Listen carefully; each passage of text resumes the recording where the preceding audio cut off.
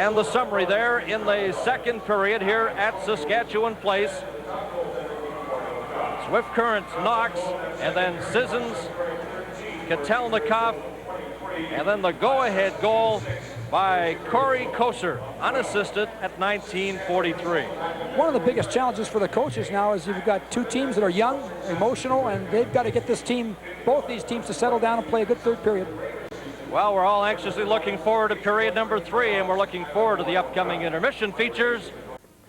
The nominees for Defenseman of the Year: from the West, Dan Lambert of Swift Current; from Quebec, Yves Racine of Victoriaville; and the winner, Brian Fogarty of Niagara Falls Thunder of the Ontario Hockey League. He was the leading scorer this year with 155 points. He set records for most points for defensemen, for goals and assists, breaking records from Denny Potvin to Bobby Orr.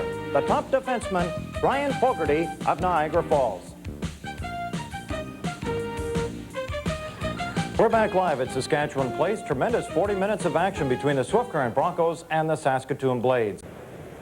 The nominees for Scholastic Player of the Year: Daniel Lacroix of Granby representing Quebec; Brian Collinson of Toronto representing the Ontario Hockey League; and from the Western Hockey League, Jeff Nelson of the Prince Albert Raiders. And for Nelson, first year in the league, he was the winner of the Scholastic Player of the Year.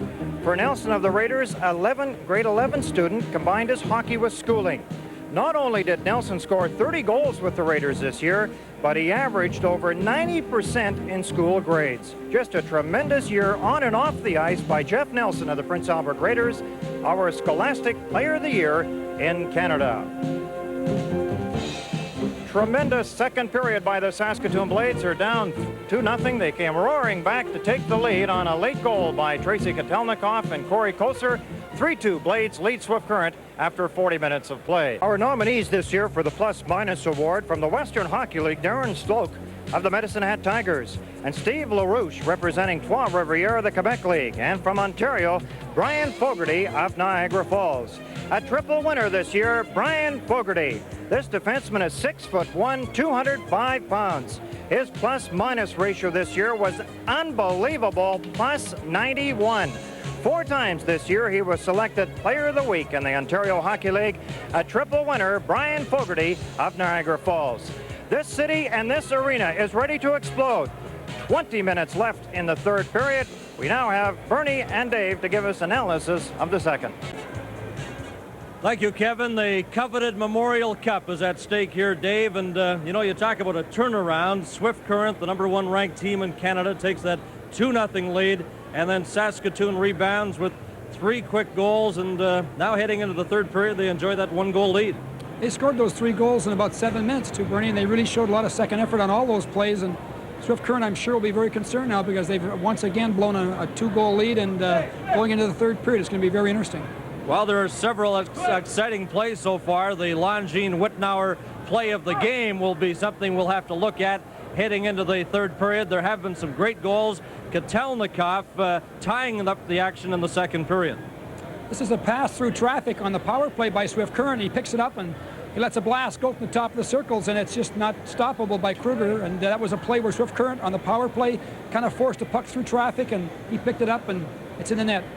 Well, that tied it up, and then late in the period, and you talk about giving a team a lift. Saskatoon playing at home before more than 8,000 fans, and Koser, who's one of the real favorites with the Saskatoon Blades, he responds with the 5th goal of the game, and that's the important one at this point.